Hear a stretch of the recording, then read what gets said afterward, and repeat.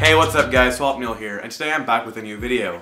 So I've been asked a lot over the past couple of months about which college laptop or which laptop for school to buy.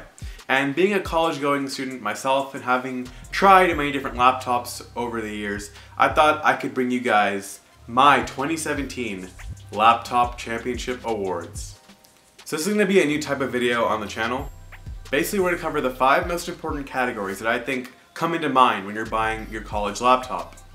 I will then go into giving you a champion and a runner-up for each of those categories. Hopefully by the end of the video you can decide on which category matters most to you and which laptop therefore correlates, therefore offering you a good selection and a good option for you to make your next purchase. The 5 categories are design, specifications, portability, price, and future-proofing. So let's get rolling.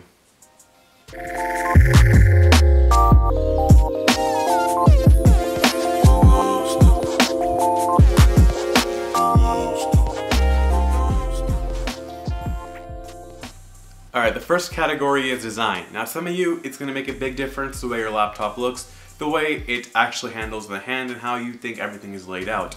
For 2017, the absolute champion in design are both the XPS 13 and 15. I'm giving to both of them because they both feature the same bezel-less design that absolutely screams 2017, shows off that great screen, and offers a great screen-to-body footprint ratio. If you're looking for an elegant beast for your laptop, the XPS is an excellent option for you. The runner-up in design is, of course, the Apple lover's favorite, the MacBook Pro 2017. Now, Apple has been known for always being at the top of design. They've always had the best build materials, the best trackpads, the best feeling keyboards, all kinds of great stuff, the best hinges, everything just mind-blowingly great. Now, unfortunately this year the XPS took the stage with their cut-up bezels, but the MacBook comes close in second, also combining in their actual touch bar, which, to be honest, is a pretty cool feature. So if you are an Apple user and more native to the macOS ecosystem, the MacBook Pro 2017 is also a very well-designed laptop. Alright, next up we have the specifications. This is talking about things like the processor, the amount of RAM, the graphics card, all that raw power. Now if you're a college major going into things like maybe industrial design, or if you're going to be a mechanical engineer, you might need that crazy power and you won't care about any other factors. For this scenario, the best laptop in terms of power is the Razer Blade Pro. This beast features all of the great specifications of a top workstation level laptop with the aesthetic of the rest of its brand. So if specs are really all that matters to you, you can't go wrong with the Razer Blade Pro. Alright, the runner-up for this category is my own editing machine, the MSI GS623VR. Now I've used plenty of laptops in the past, but this one is special to me because it offers a great amount of specs for a great price and a great body. So it combines a lot of characteristics in this list for an absolutely amazing specification variant. Now, I know that the Razer Blade offers a similar setup with the 1060 also inside of it and the i7, basically the same exact internals, but the MSI does offer the exact same stuff for a lower price and provides an option, which I have, for 32GB of RAM. So please be sure to check that out as well. Alright, the third category is portability. Now for portability, we went through a little bit of a different phase in the video, so I'm planning to split this up into 2 champions, so 2 kings for portability. One is the best laptop for carrying around, the best laptop to take with you. That, without a doubt, is the XPS 13. I feel that it's an absolutely amazingly well-built device, and it has a footprint of an 11-inch laptop, but has a 13-inch screen. So if you're looking for something small, easy to throw in your backpack, easy to carry around, but still has great screen real estate to work on, the 13 is an absolutely amazing option. On the other side of that line, I'm going to give the other crown for this category to the MSI GS623VR. I feel like they're both tied in this category because the MSI actually features crazy specs like the 1060, the i7, 32GB of RAM. Now the runner-up in my mind for portability is the Surface Pro. Now a lot of you may not be big patrons of the Surface, but in fact for a college-going student it can be a good option.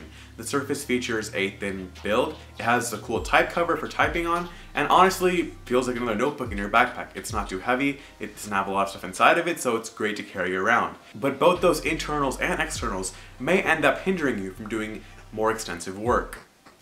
Alright guys, the next category is price. Now I know as a college-going student this can be a major category for some of you.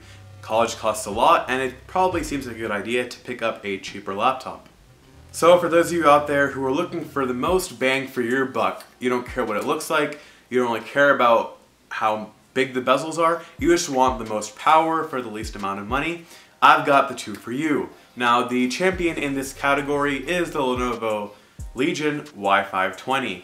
This laptop packs great specs featuring a 10 series graphics card, the 1050, with 4 GB of video RAM, the i7, 2 TB of hard drive storage, all of these great specs just for under $1,000. So it's an amazing price tag for a laptop like that. Its close runner-up is the Dell Inspiron 15700 gaming series. Now, you guys might think these are pretty similar laptops. For those of you who look at the specs, they're actually pretty similarly put with the same graphics cards and all of that. They're close runner-ups because the Legion Y520 takes a slight lead because it is a little bit better priced, and the category is, of course, pricing. So if every single dollar matters, you might get a better deal with the Lenovo Legion Y520. Now, both of these laptops are thicker, they're heavier, and they aren't as beautifully built. Most of them use plastics, not the usual metals that we're used to for premium laptops. But that makes sense because these are the affordable options. Alright guys, so the final category is future-proofing. Now people differ on what they categorize future-proofing as, but for me personally that's always been USB-C. Now USB-C features a new and innovative way for data transfer, and a lot of phones are getting it, a lot of laptops are getting it, and it's honestly the way that it's going to be in the future. Now the champion for future-proofing is the MacBook Pro 2017. Now the MacBook is unique in that it features only the USB-C Thunderbolt ports, so it's forcing you to adopt those new principles. I absolutely love that they're doing that because it's changing the way we see things. When such a big player throws in that big of a card, everyone has to adopt it. So it's great to see them be the innovators of this age. Now as of right now, you might find trouble with the dongles and doing all of that stuff with your MacBook Pro, but definitely if you stick with it, a couple of years from now, everything's going to be USB-C. The mice, the keyboards, the flash drives, all that stuff. Not to mention eGPUs and that whole region over there. Everything's going to come towards USB-C. So it's definitely not a bad option, and I think Apple made a good move with that. The runner-up in that category is the Razer Blade Stealth. Now the Razer Blade was the first laptop to feature a Thunderbolt compatible external GPU natively sold with it. And I feel like that's very innovative because since then, it's inspired so many companies to make their own external rigs. And I feel like the Razer Blade Stealth offers a way for you to buy a laptop for about $1,000. And every year when you feel like you need a little bit of a performance boost, you buy the newest graphics cards. So definitely be sure to check out that laptop as well because it offers a way for you to keep one laptop and not to pay thousands of dollars over and over again. Instead, pay smaller amounts for the cards that you need. Alright guys, thank you for watching this video. I hope that these awards helped you realize which category was the most important to you and which laptops fall under them. Of course, there are still thousands and thousands of laptops in the world that we couldn't get to today.